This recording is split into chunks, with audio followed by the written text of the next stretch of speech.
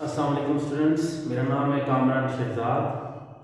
D com part 1 financial accounting के lecture के साथ मैं हाजिर हूँ। स्टूडेंट, लास्ट लेक्चर में हमने फाइनेंशियल अकाउंटिंग के जनरल का हमने 4th क्वेश्चन किया था। आज हम जनरल के चैप्टर का 5th क्वेश्चन करेंगे। क्वेश्चन आपकी जो है वो स्क्रीन पे भी आ रहा होगा और आपने अपनी फाइनेंशियल अकाउंटिंग की बुक्स भी जो है वो आप अपने सामने रखें ताकि आपको क्वेश्चन की सही तरह समझ में आ जाए।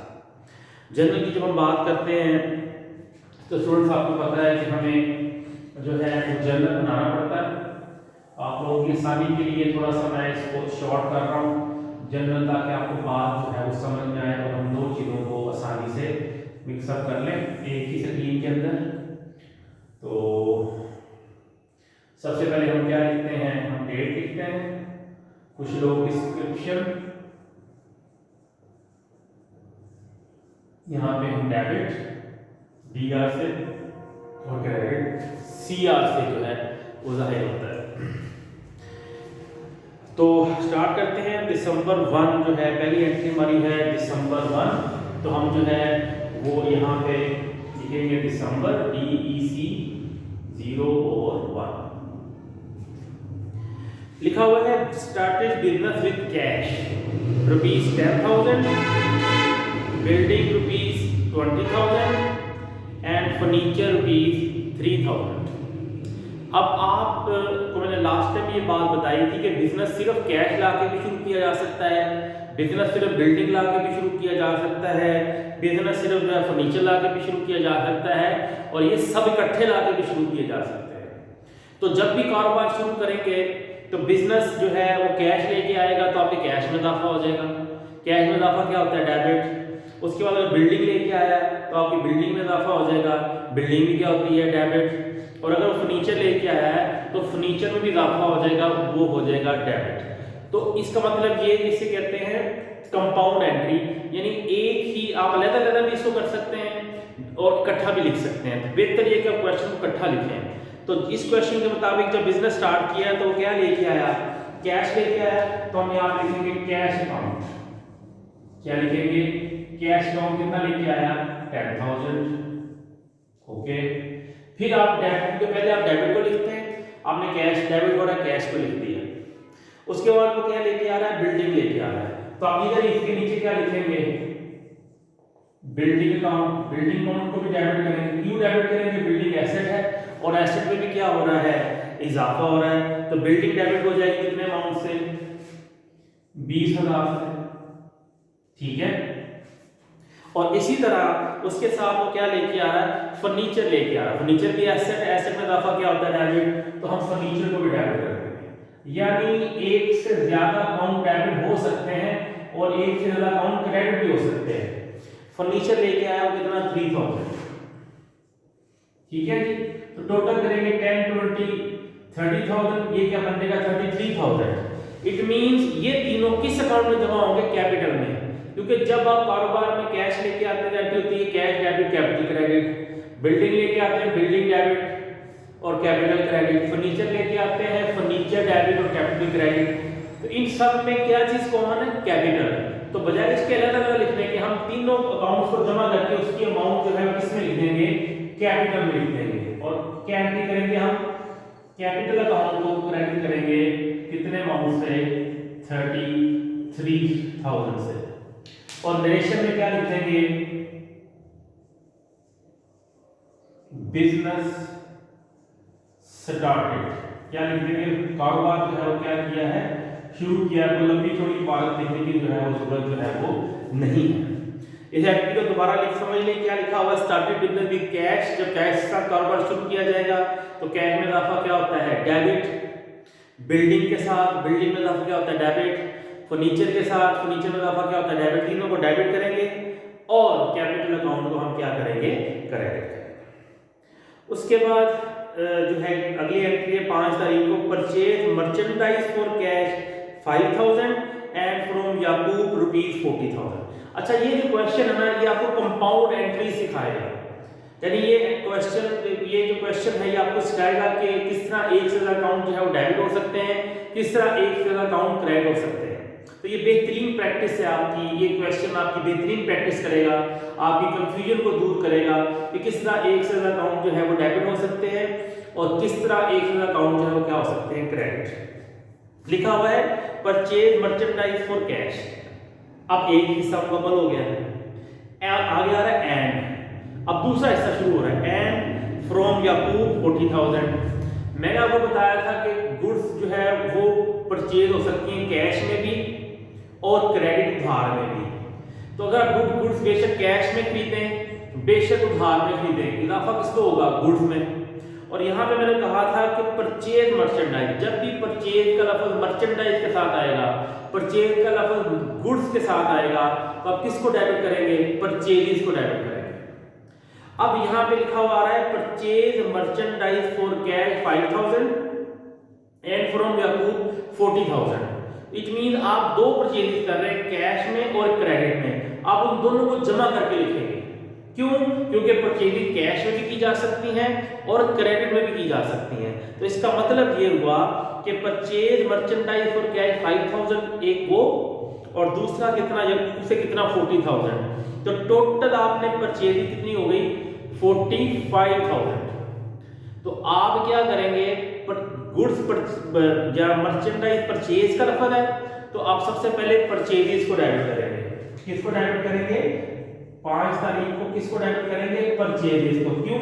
परचेज का लफ्ज जब जो है मर्चेंडाइज के साथ आएगा तो इट मीन आप खरीद रहे हो। और आप, मैंने पहले बताया था कि जब भी परचेज का लफ्ज मर्चेंडाइज के साथ आएगा तो आप मर्चेंडाइज को डेबिट नहीं करेंगे बल्कि परचेजेस को डेबिट करेंगे। और यहाँ पे आप सिर्फ इसको 5,000 डेबिट नहीं करेंगे बल्कि 5 के अंदर जो है वो आपने 40,000 और जमा करना है। तो कितने अमाउंट से डेबिट करेंगे, 45,000। अब ये 45,000 कैसे बना, मजीद आपको कॉन्सेप्ट क्लियर होगा। आप गुड्स परचेज कर रहे हैं किससे, कैश में परचेज कर रहे हैं। अगर आप कॉन्सेप्ट को समझे, इसको भी कंसेप्ट के लिए छोड़ें। अब ये एंट्री जो है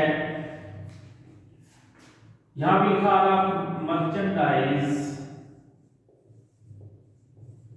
purchased for cash ₹5,000 and from Yakub 40,000। ये आपके एंट्री। तो मैंने कहा था जब भी परचेज मर्चेंडाइज आ जाएगा आप किसको डेबिट करेंगे, आप परचेजेस को डेबिट करेंगे, परचेजेस को डेबिट करेंगे। अच्छा, अब इस एंट्री के दो हिस्से हो सकते हैं। Number 1 purchase merchandise for cash, एक हिस्सा आप लिख सकते हैं। एक हिस्सा ये बन सकता है इसका परचेज मर्चेंडाइज फॉर कैश, एक तो इसका ये हिस्सा बन जाता है ₹5,000। और दूसरा बन सकता है परचेज्ड मर्चेंडाइज फ्रॉम याकूब ₹40,000। कितना थाउजेंड है, 40,000। अगर आप इस एंट्री को हल करें तो लफ्ज क्या है, परचेज मर्चेंडाइज। जब भी परचेज का लफ्ज आएगा हम किसको डेबिट करते हैं, हम परचेज अकाउंट को डेबिट करते हैं। हम परचेज अकाउंट को डेबिट करते हैं कितने अमाउंट से, 5,000 से। और किसमें खरीदी है, कैश में खरीदी है। जब कैश में खरीदेंगे तो हमारे कैश में क्या हो जाएगी, कमी हो जाएगी। कैश में कमी क्या कहलाता है, क्रेडिट। तो कैश अकाउंट जो है वो क्रेडिट हो जाएगा 5,000 से। तो एंट्री हो जाएगी परचेज अकाउंट डेबिट और कैश अकाउंट क्या हो जाएगा, क्रेडिट। एक तो ये हिस्सा। दूसरा भी लिखा हुआ है परचेज मर्चेंडाइज फ्रॉम याकूब, फिर परचेज मर्चेंडाइज का लफ्ज है, हम किसको डेबिट करेंगे, परचेजेस को डेबिट करेंगे। कितने अमाउंट से, 40,000 से। ये तो पता ही आपको चल गया होगा किससे खरीद रहे हैं? याकूब से। अगर नाम आ जाए तो मतलब उधार खरीद रहे हैं, और उधार खरीदेंगे तो आपकी लायबिलिटी में क्या हो जाता है? इजाफा। जिस शख्स से हम कारोबार में चीजें उधार खरीदते हैं उसे कहते हैं क्रेडिटर या अकाउंट पेएबल। और अकाउंट पेएबल हमारी क्या होती है? लायबिलिटी होती है, और लायबिलिटी में इजाफा क्या कहलाता है? क्रेडिट कहलाता है। तो हम परचेज को डेबिट करेंगे, और याकूब जो कि हमारा अकाउंट पेएबल है इसको क्रेडिट करेंगे कितने अमाउंट से? 40,000। तो किया क्या मैंने एक एंट्री को दो हिस्सों में क्या कर दिया? स्प्लिट कर दिया, डिवाइड कर दिया। अब जरा गौर करें, अगर मैं इन दो एंट्री इकट्ठा करना चाहूं तो इसमें क्या चीज कॉमन है? ये एक आपका परचेज, ये यहां भी परचेज डेबिट है 5,000 से, और यहां भी परचेज डेबिट है कितने अमाउंट से? 40,000 से।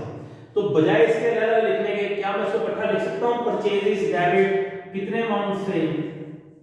45,000 से।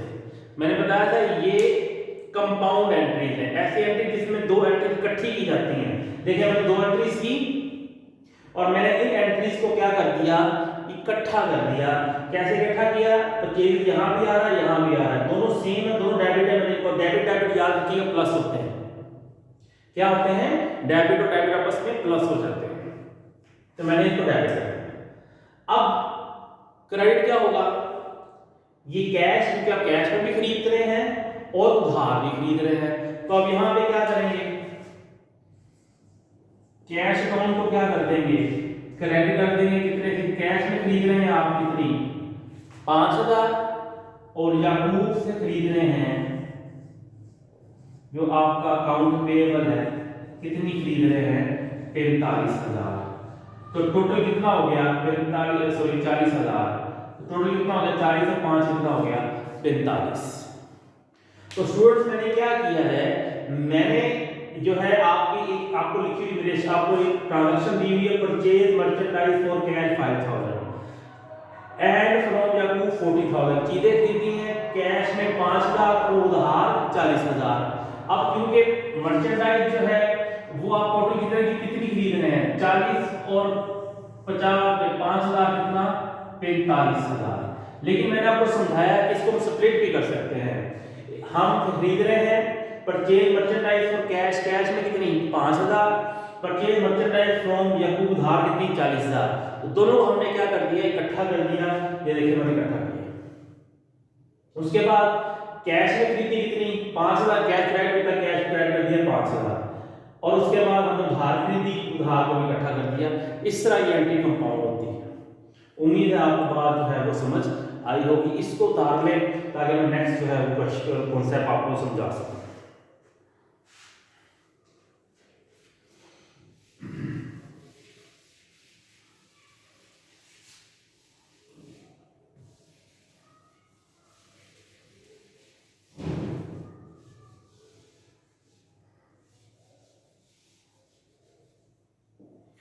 उसके बाद है जी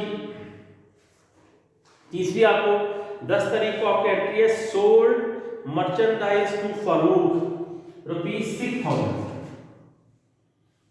क्या लिखा हुआ है? Sold merchandise to Farooq ₹6,000 and to Al-Aqil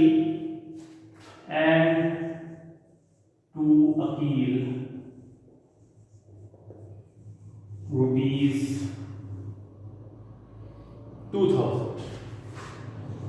अब स्टूडेंट्स देखें, अब ये भी कंपाउंड एंट्री है। आप चीजें बेच रहे हो, यानी एक आप सेल्स कर रहे हो, यानी सेल्स कर रहे हो, सेल्स दो बंदों को। एक आप कर रहे हो सेल किसको?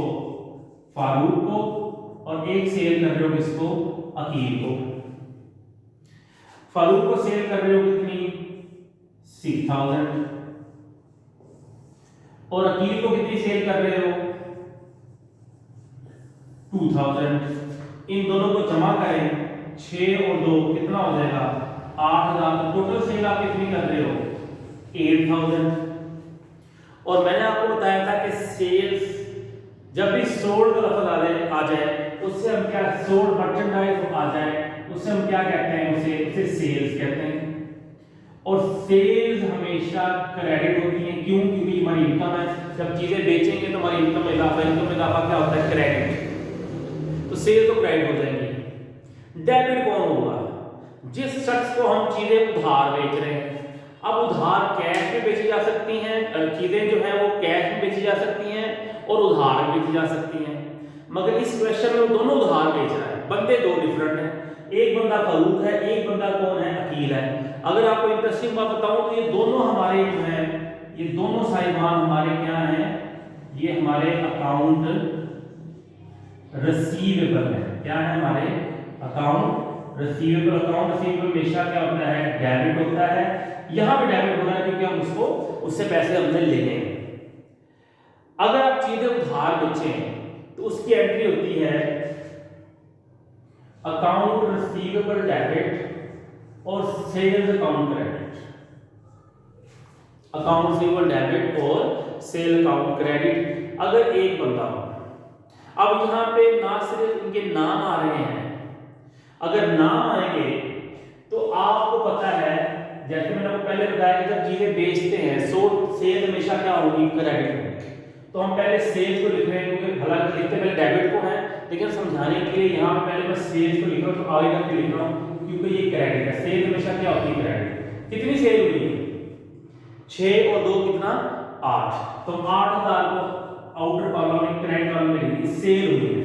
मगर सेल कैसी हुई है, आपने चीजें बेची हैं किसको, फारूक को और अली को।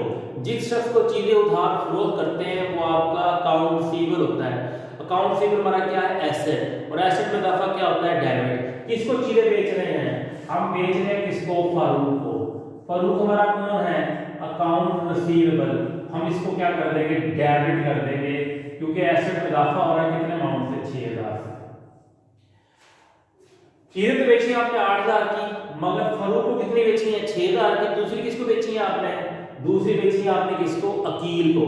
तो लिहाजा ना सिर्फ फारूक डेबिट होगा बल्कि अकील अकाउंट भी जो है, क्योंकि हमारा अकाउंट रिसीवेबल है, ये भी डेबिट होगा कितने अमाउंट से, 2000 से। 6 और 2 कितने बन गए, 8000।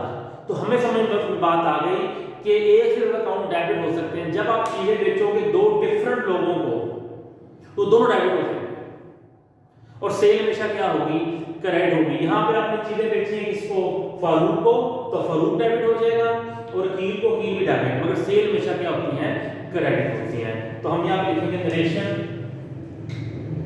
हम इस यहां पे क्या लिखेंगे, नरेशन लिखेंगे, सोल्ड गुड्स या मर्चेंडाइज ऑन क्रेडिट, यानी चीजें आपने किसमें बेची हैं, उधार बेची हैं। उम्मीद है आपको ये दिसंबर जो है वो 10 की एंट्री है, उम्मीद है आपको जो है ये एंट्री जो है वो समझ में आई होगी। एक और एंट्री देखते हैं 15 तारीख की, receive from Farooq 4000 and Aqeel 2000। अभी आपने इन लोगों को पैसे जो है उधार चीजें बेची थी, अब कभी ना कभी तो इसने हमें पैसे देने ही है ना। तो जब ये हमें पैसे देंगे, जब ये हमें पैसे देंगे तो जाहिर बात है ये हमारे एसेट है, एसेट में क्या हो जाएगी, कमी हो जाएगी।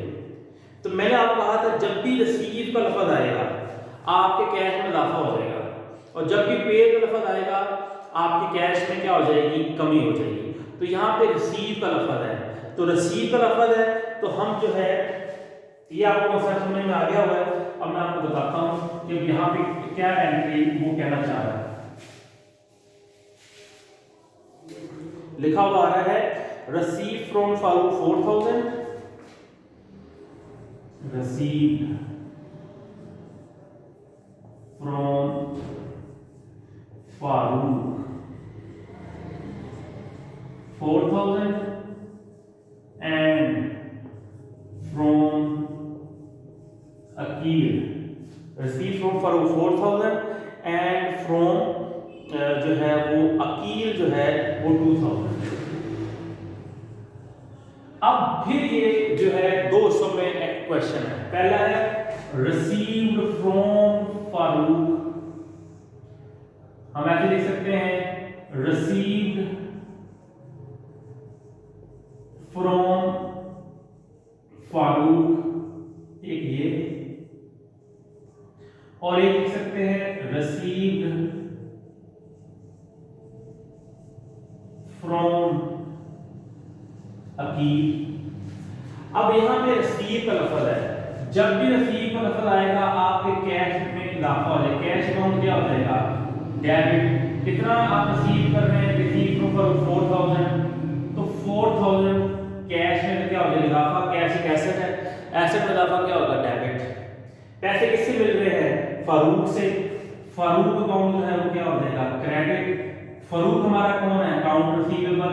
अब इसमें क्या हो जाएगा, कमी, अकाउंट रिसीवेबल हमारा एसेट है, एसेट में कमी क्या होती है, क्रेडिट। तो आपकी एंट्री बनेगी कैश डेबिट और फारूक क्रेडिट। फिर इसी एंट्री का दूसरा हिस्सा है रिसीव फ्रॉम अकील। अकील से कितने पैसे मिल रहे हैं, 2000। जब अकील से रिसीव का लफ्ज आया, जब भी रिसीव का लफ्ज आएगा कैश अकाउंट क्या हो जाएगा, डेबिट। कैश अकाउंट एसेट है, एसेट में इजाफा क्या होता है, डेबिट। तो हम 2000 को क्या कर देंगे, डेबिट कर देंगे। ये पैसे मिल किससे रहे हैं, अकील से। अकील हमारा अकाउंट रिसीवेबल्स में कमी हो जाएगी, अकील में कमी क्या होता है, क्रेडिट। तो देखा जाए तो इस मैंने ट्रांजैक्शन की दो एंट्रियां कर दी, एक कैश टू फारूक, एक कैश टू अकील। अब इसमें देखें इन दोनों में कॉमन क्या चीज है, कैश कॉमन है, यानी हमें कैश टोटल कितना मिल रहा है, 4000 फारूक से, 2000 किससे, अकील से। 4 और 2 कितना हो गया, 6000। तो बजाय अलग अलग लिखने के क्या हम इस पैसे लिख सकते हैं, हम यहाँ पे लिख देंगे कैश अकाउंट डेबिट, कितने अमाउंट से, 6000 से।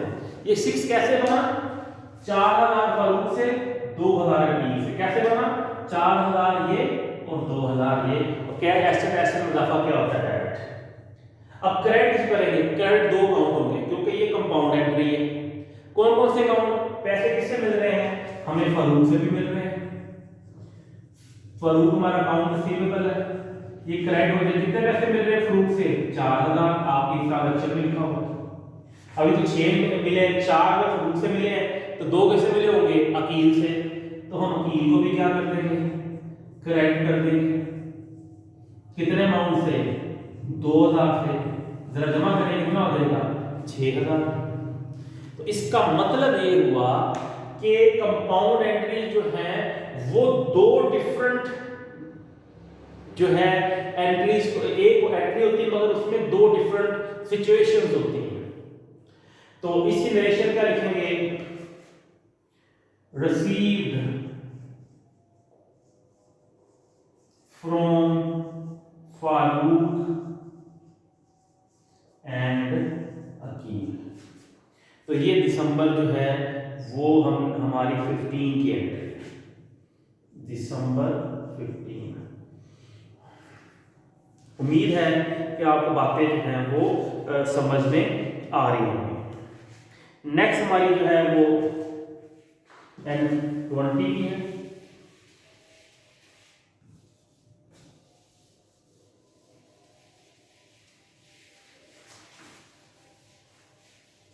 देखो बेटा इसको गौर से करना है, क्वेश्चन को अगर आप नहीं करेंगे तो ये जो क्वेश्चन मैं करवा रहा हूँ साथ साथ करने हैं। अगर साथ साथ नहीं करेंगे तो यकीनन आपको ये क्वेश्चन में जो है कि समझ आने जरा मुश्किल हो जाएगी। नेक्स्ट हमारा क्वेश्चन ट्रांजैक्शन है 20। इसमें लिखा हुआ है पेड फॉर सैलरी 1000 एंड यकूब ₹3000, यानी पेड फॉर सैलरीज रुपीज जो है वो 1000 एंड याकूब 3000। अब जरा देखें ये एंट्रियां भी जो है ये भी दो हिस्सों में मुश्तमिल है क्वेश्चन। पहला है पेड फॉर सैलरीज, इतना यानी पे किया सैलरी, पे की, इसको लिखे दो हिस्सों में कैसे हैं। पहला है पेड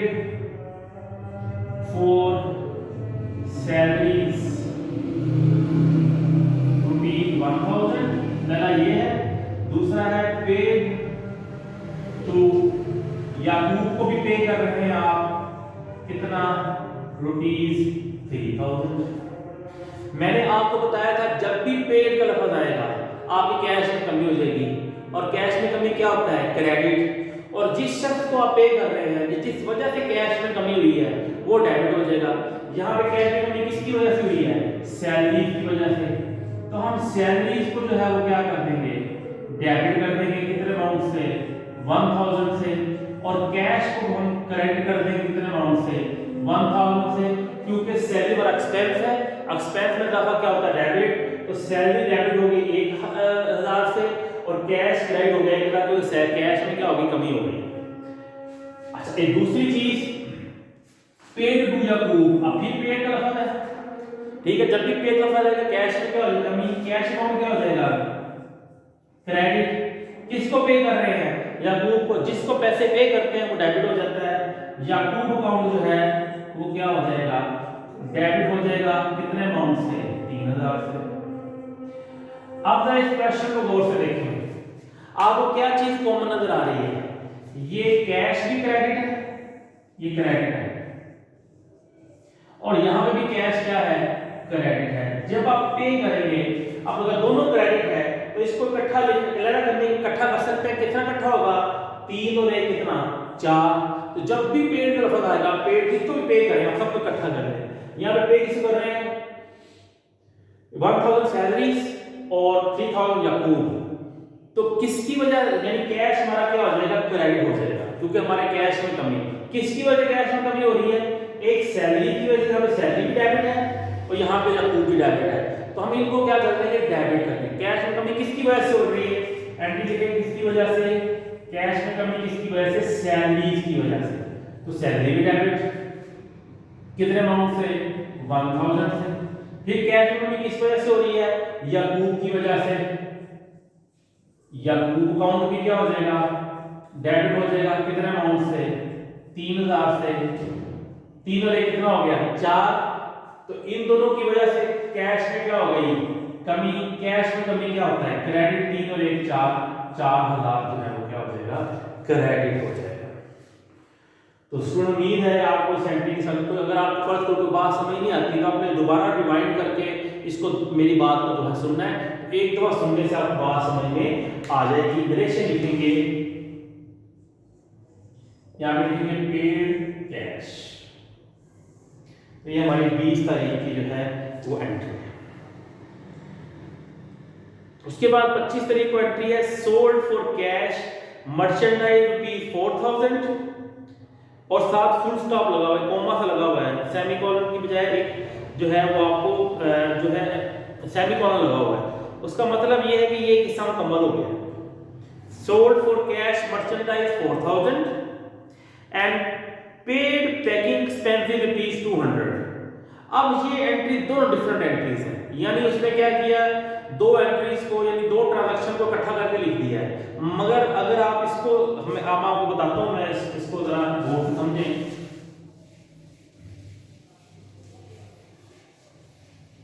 लिखा हुआ है sold for cash merchandise ₹4000, sold for cash merchandise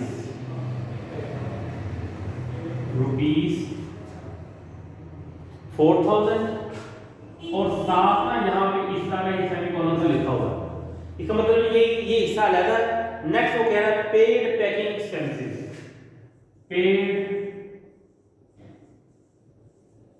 packing expenses ₹200। अच्छा, इससे पहले जितने भी मैंने एंट्रीज की वो कंपाउंड की हैं, मगर इंटरेस्टिंगली ये एंट्री कंपाउंड नहीं हो सकती। कैसे बताता हूं मैं आपको। अब इसको वन बाय वन हल करते हैं। ये हिस्सा पहला है, ये वाला हिस्सा पहले, सोल्ड फॉर कैश।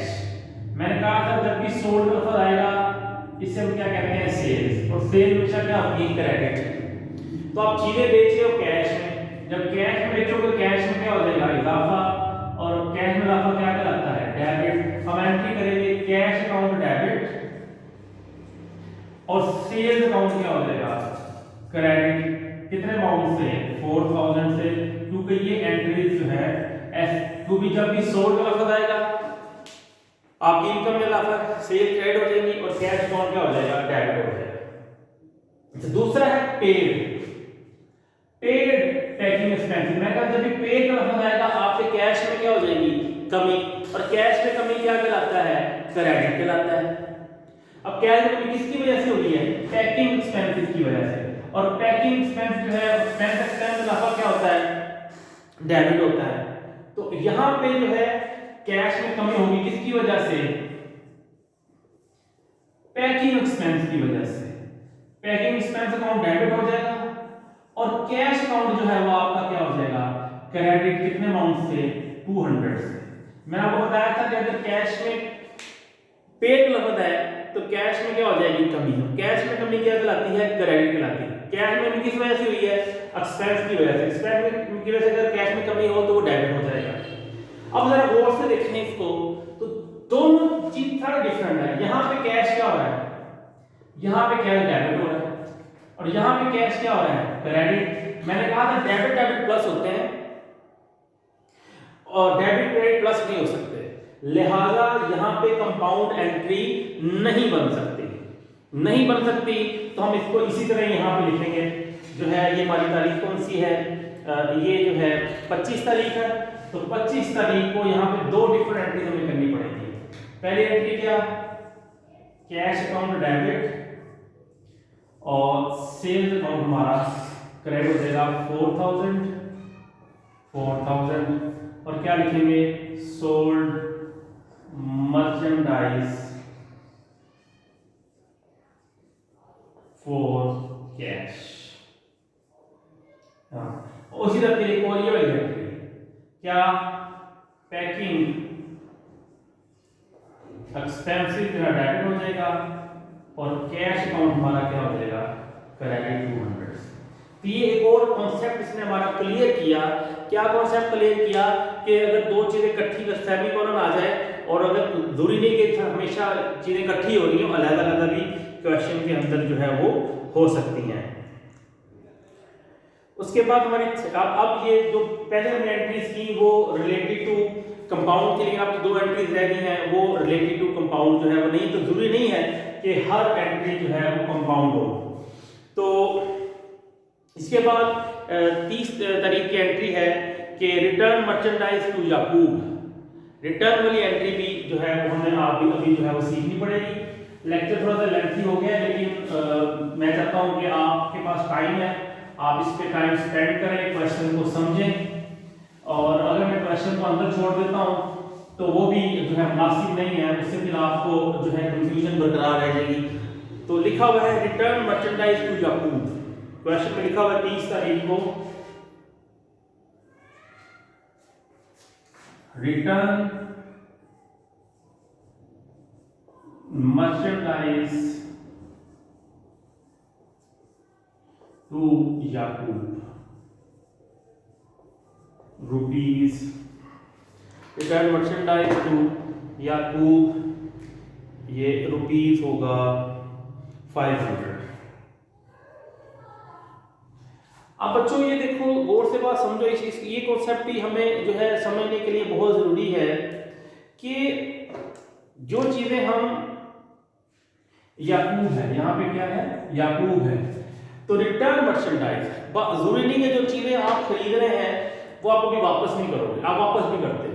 जब आप चीजें खरीदते हो, आपने खरीदी हैं, आपने एंट्री नंबर जो है वो आपने परचेज मर्चेंडाइज फ्रॉम याकूब से आपने खरीदी है 5वीं एंट्री, यानी दूसरी 5 तारीख को दूसरी एंट्री मैंने करवाई थी। वहां का आपने कहा था परचेज मर्चेंडाइज फ्रॉम याकूब। जब आपने याकूब से चीजें खरीदी थी, आप एंट्री करते हो परचेजेज अकाउंट डेबिट क्योंकि और याकूब अकाउंट क्रेडिट, ये आपने एंट्री की थी। लेकिन बाद का कोई किसी खराबी की वजह से आप चीजें वापस कर देते हो। जब आप वापस करते हो उसे अकाउंटिंग की जुबान में कहते हैं परचेजेज रिटर्न। क्या कहते हैं, परचेज रिटर्न। परचेज हमेशा डेबिट होती हैं और परचेज रिटर्न जो है वो क्या होता है, क्रेडिट होता है। अगर ये लिखा हुआ है रिटर्न मर्चेंडाइज टू याकूब, एक और बात समझनी है, अगर रिटर्न के साथ टू का लफ्ज आ जाए, अगर रिटर्न के साथ टू का लफ्ज आ जाए तो ये कौन सी टर्म्स होती है, ये परचेज रिटर्न होती है। क्या होती है, परचेज रिटर्न। और परचेज रिटर्न हमेशा क्या होती है, क्रेडिट होती है। क्या होती है, क्रेडिट। तो जब ये बंदा चीजें वापस करेगा, जब हम जो है ये को जब हम चीजें वापस करेंगे तो ये एंट्री जो है वो क्या हो जाएगी, उल्ट हो जाएगी। क्यों उल्ट हो जाएगी, क्योंकि हमारा परचेज हमारा खर्चा था, अब हम जब उसको वापस करेंगे हमारे खर्चे में क्या हो जाएगी, कमी हो जाएगी। और यकूब हमारा क्रेडिटर था, क्रेडिटर कौन, जिसको हमने पैसे देने होते हैं। तो पहले अगर हम उसको पैसे 1000 देना था, अब हम उसको पैसे देने 800, क्योंकि 200 रुपए के हम उसे वापस कर रहे हैं। तो जितनी अमाउंट की चीजें हम वापस करते हैं तो हमारी लायबिलिटी में कमी हो जाती है। और लायबिलिटी कमी क्या होता है, डेबिट। आसान लफ्जों में समझने के लिए कि अगर आप चीजें खरीदते हो तो परचेज डेबिट होती हैं, जब चीजें वापस करते हो तो परचेज जो है वो क्रेडिट हो जाती है, मगर उसके साथ एक लफ्ज लग जाता है क्या, परचेज रिटर्न। तो लिहाजा जब आपने चीजें खरीदी थी, आपने एंट्री की थी परचेज डेबिट यकूब क्रेडिट, आप रिटर्न करोगे तो ये एंट्री उल्ट हो जाएगी। क्या एंट्री हो जाएगी, यकूब अकाउंट जो है वो डेबिट हो जाएगा। क्यों डेबिट, क्योंकि आपकी लायबिलिटी में कमी हो रही है। आपने यकूब को पैसे देने थे, अब आपने चीजें ही वापस कर दी। पैसे क्यों देने थे, क्योंकि आपने चीजें खरीदी थी। अब आपने चीजें ही वापस कर दी हैं तो जाहिर बात है आपको पैसे नहीं देने पड़ेंगे। जब चीजें खरीदते हो तो आपकी लायबिलिटी में इजाफा होता है, जब आप चीजें वापस करते हो आपकी लायबिलिटी में कमी होती है। लायबिलिटी में कमी क्या होता है, डेबिट। तो अगर लफ्ज आ जाए रिटर्न मर्चेंडाइज टू यकूब, तो जो है यकूब जो है वो क्या हो जाएगा, डेबिट। और परचेज रिटर्न, परचेज रिटर्न जो है वो क्या हो जाएगा, क्रेडिट। कितने अमाउंट से, 500। मैंने पहले बताया कि जब चीजें खरीदते तो एंट्री होती है परचेज टू यकूब, जब वापस कर देते हैं तो ये एंट्री क्या हो जाएगी, उल्ट हो जाती है, यकूब डेबिट हो जाएगा और परचेज क्रेडिट हो जाएगी। उसके साथ क्या लफ्ज लग जाएगा, रिटर्न का लफ्ज लग जाएगा। तो हम यहां पे लिखेंगे